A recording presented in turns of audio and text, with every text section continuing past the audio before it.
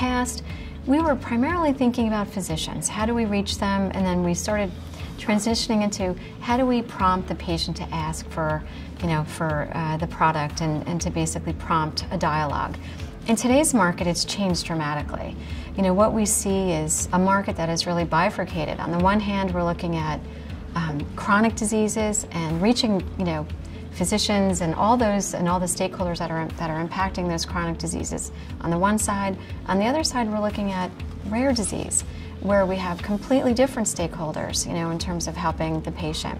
The heart of what we do is patient-centric, right? So as we think about that, what we have to think about for each chronic and or rare, we have to think about who are all the multiple stakeholders within that ecosystem of care that's affecting that patient.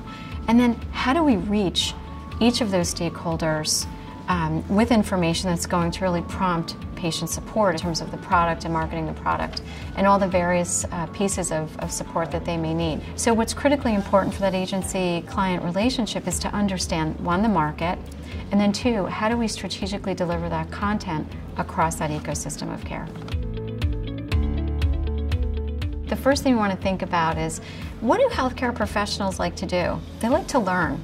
How can we make learning engaging, immersive, fun, where they're actually advancing their clinical skills? So when we think of the technologies, I think of a few things. First is virtual reality. With virtual reality, we have the opportunity to improve efficiencies, for one, because you look at certain agents and they're looking to train. How do you train someone on how to inject? With virtual reality, you can do that. Then we look at complexity of information. How do you make it sticky? Well, with virtual reality, you can leverage it by doing virtual tumor boards, virtual morning reports, virtual classroom. And what studies show is that anyone who's immersed with the information, with 2 minutes of immersion, they actually retain 90% of that information. AR, augmented reality, you have the opportunity now to leverage gaming technology and train physicians on procedures, which is pretty amazing as well, or really bring to life information. We have technologies for Speakers Bureau, let's say. We have technologies for digital engagement. We have technologies for virtual engagement. I think in 2019, what we're going to start seeing are integrated technologies that bring the live Speaker Bureau platform all the way, pulling it through to a virtual one-to-one engagement right from a web, right from a video vignette, or from the brand.com, virtual from the perspective of representatives being able to pull it through, app-based technologies that let physicians participate on their own on some of these broadcasts, because we know that access has greatly decreased.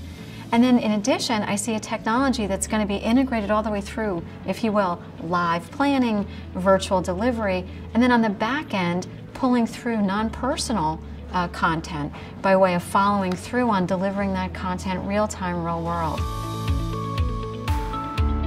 We all care about the patient.